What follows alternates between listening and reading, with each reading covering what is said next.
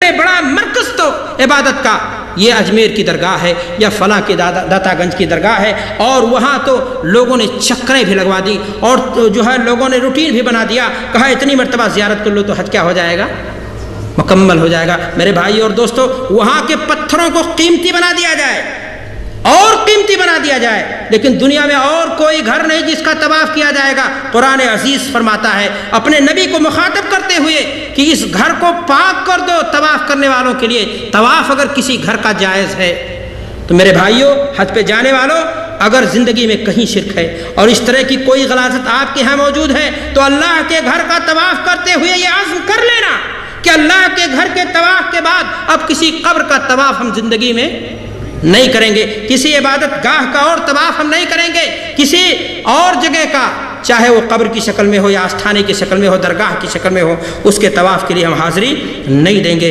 دینی بھائی اور دوستو، جب آپ طواف مکمل کر لیں تو میں نے آپ سے کہا نماز ادا کر لیں، اور نماز ادا کرنے کے بعد ایک سنت اور ہے اللہ کے نبی جناب محمد رسول اللہ صلی اللہ علیہ وسلم نے کیا کہ آپ چاہے زمزم کنواں جہاں زمزم کا وہاں گئے، آپ وہاں نہیں جا سکتے ہیں، نہ جائیں،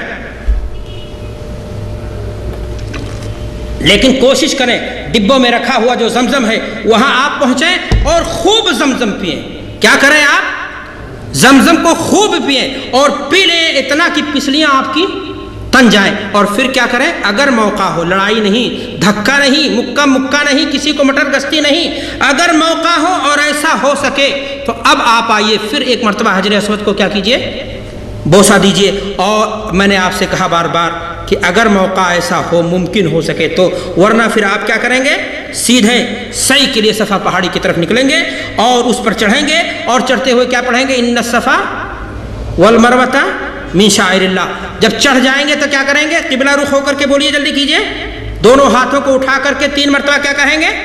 اللہ اکبر، اور 3 بار اس دعا کو پڑھیں گے۔ کیا پڑھیں گے؟ لا الہ الا اللہ واللہ اکبر، لا الہ الا اللہ وحدہ لا شریک لہ الملک لہ الحمد وہو علی کل شیء قدیر، لا الہ الا اللہ وحدہ انجز وعدہ ونصر عبدہ وہزم الاحزاب وحدہ۔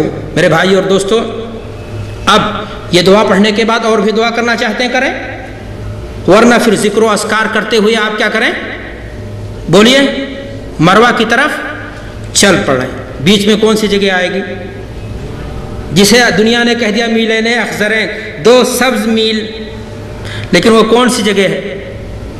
جہاں پر حضرت ابراہیم خلیل اللہ کی وفا شعار بیوی سیدہ ہاجرہ اپنے لاڈلے اسماعیل کے لیے پانی کی تلاش میں مشترب ہو کر کے بھاگی تھی، اور اللہ کو یہ ادا اتنی پسند آئی، عورت کی ادا اللہ نے سنت قرار دے دیا تمام حاجیوں کے لیے جو مرد ہیں۔ اللہ کو اپنے محبوب بے بندی کی یہ ادا مستربانہ کیفیت میں بھاگنا اتنا محبوب ہوا، لوگ کہتے ہیں حج کیا ہے؟ کہتے ہیں ایک عالمی اجتماع۔ اگر کہا جائے کہ حج نام ہے چند اداؤں کا، چند وفاؤں کا، چند دعاؤں کا، تو میرے خیال سے برا نہیں ہوگا۔ میرے بھائی اور دوستو، یہ ادائیں اللہ کو اتنی بھا گئیں، وہ مستربانہ کیفیت، بچے کو چھوڑ کر کے یہ ڈر بھی لگا ہے کہ کوئی درندہ نہ آئے اٹھا لے، وہ مستربانہ کیفیت جو حضرت ہاجرہ کی تھی، جب آپ میرے بھائی اور دوستو وہاں دوڑ رہے ہوں تو وہی کیفیت آپ کو بھی پیدا کرنی چاہیے۔ رحمت الہی نے جس طرح سے حضرت ہاجرہ اور ان کے بیٹے کو اپنے جوش میں لے لیا، ہو سکتا ہے اس کے چند قطرے آپ کو بھی مل جائے۔ تو میرے بھائیوں، ہم نے تو دیکھا بہت سارے لوگوں کو دوڑتے ہوئے کہتے تو چل جلدی آ، اور وہاں بھی مذاق کرنے سے گریز نہیں کرتے ہیں۔ میں نے آپ سے کہا جب اس میں بھاگیں تو کیفیت آپ کی، تصور وہی بیدار ہونا چاہیے کہ اللہ کی ایک بندی اللہ کے حکم پر، اللہ کی مرضی کے مطابق کس طرح سے مستربانہ کیفیت میں بھاگی تھیں اور کس طرح سے انہوں نے دعائیں کی تھیں۔ میرے بھائیوں، آپ کو بھی وہی کرنا چاہیے، اور جب وہ کراس کر جائے حد تو اب آدھی چال چلیں، اور پھر جب مروہ آئے تو کیا کریں گے آپ؟ بولیے، اس پر بھی چڑھیں گے اور وہاں بھی وہی دعا پڑھیں گے جو صفا پہاڑی پر پڑھی گئی تھی، اور اس کے بعد یاد رکھیں اس بات کو کہ جانا ایک چکر ہے، آنا ایک چکر ہے، ورنہ 14 چکر لگا دیں گے۔ اچھے پڑھے لکھے لوگ بھی کیا کر دیتے ہیں؟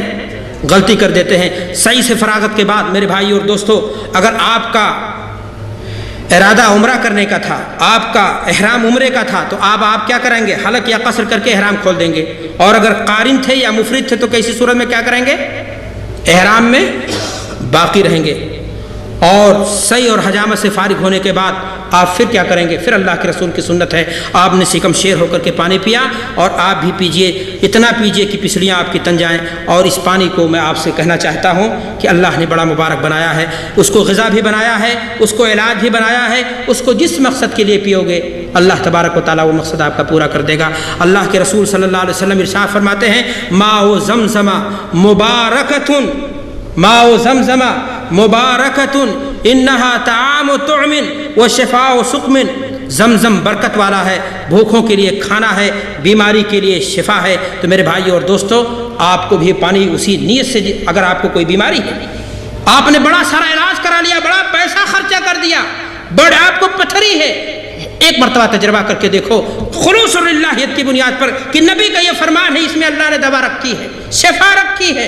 اور ہو سکتا ہے آپ نے جم کر کے پانی پیا، اور جب آپ بیت الخلاء میں گئے پیشاب کرنے کے لیے تو وہ پتھری جو بہت سارے علاج کے باوجود بھی نہیں نکل سکی تھے، اللہ کے حکم سے کیا ہو گئی؟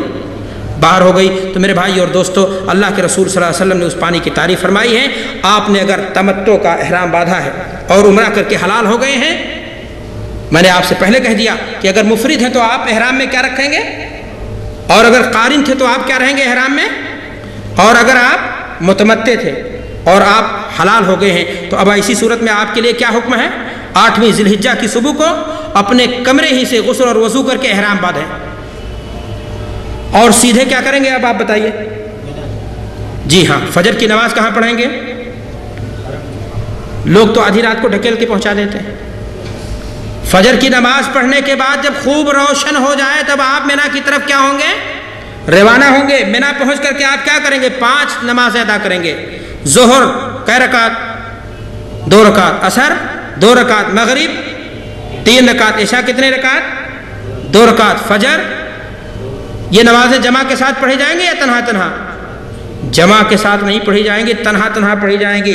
5 نمازوں کو ان کے اصلی وقت میں پڑھا جائے گا اور قصر کے ساتھ پڑھا جائے گا. دین عقل سے نہیں دلیل سے چلتا ہے. اللہ کے رسول صلی اللہ علیہ وسلم سے ایسے ہی ثابت ہے. حضرت جابر رضی اللہ تعالیٰ عنہ فرماتے ہیں، ایک لمبی حدیث ہے جس میں ہے کہ اللہ کے رسول صلی اللہ علیہ وسلم سوار ہو کر مدینہ مینا تشریف لائے، اور آپ صلی اللہ علیہ وسلم نے ظہر و عصر، مغرب و عشاء اور فجر کی نمازیں مینا میں ادا کی. اور کس سے کیسے ادا کی؟ قصر کے ساتھ ادا کی، اور ہر نماز کو اپنی جگہ پہ پڑھا. صبح ہوگی، تاریخ کون ہوگی؟ ذی الحجہ کی 9ویں تاریخ. اچھی طرح سورج روشن ہو چکا ہے. اب آپ کا کیا کام ہوگا؟ ذرا ساتھ دیں جلدی جلدی تاکہ بات کو ختم کر دیں، لمبا نہ ہو جائے. آپ مینا سے عرفات کے لیے کیا ہوں گے؟ روانہ ہوں گے. کوشش کریں آپ کہ زوال سے پہلے عرفہ کے میدان میں داخل نہ ہو. اگر پہنچ جائیں وہاں پہلے تو کیا کریں؟ مسجد نمرہ دیکھا، اس کا آدھا حصہ اسی سائیڈ میں رہے اور وہیں پر آپ بیٹھ جائیں. وہاں پر ظہر کی نماز اور عصر کی نماز کو ایک ساتھ ملا کر کے یاد رکھیں.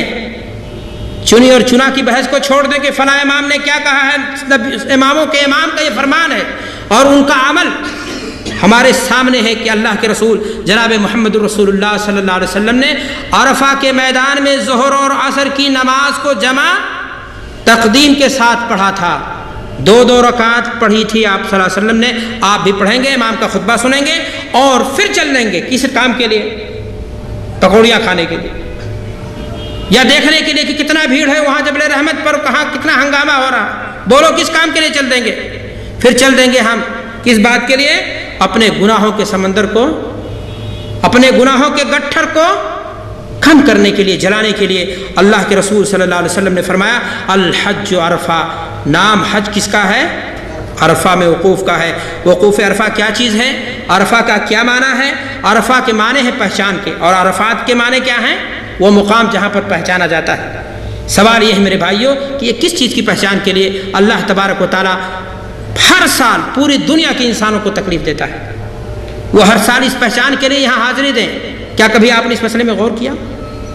میرے بھائیوں اور دوستو، یہ دن رونے کا ہے، اپنے گناہوں کو پہچاننے کا ہے، اپنے آپ کو جاننے کا ہے اور نادم ہونے کا ہے. روتے رہو، اتنا رو تو کہ اللہ کو پیار آ جائے، اللہ کو ترس آ جائے. اور اپنے لیے دعا مانگو، اپنے دوست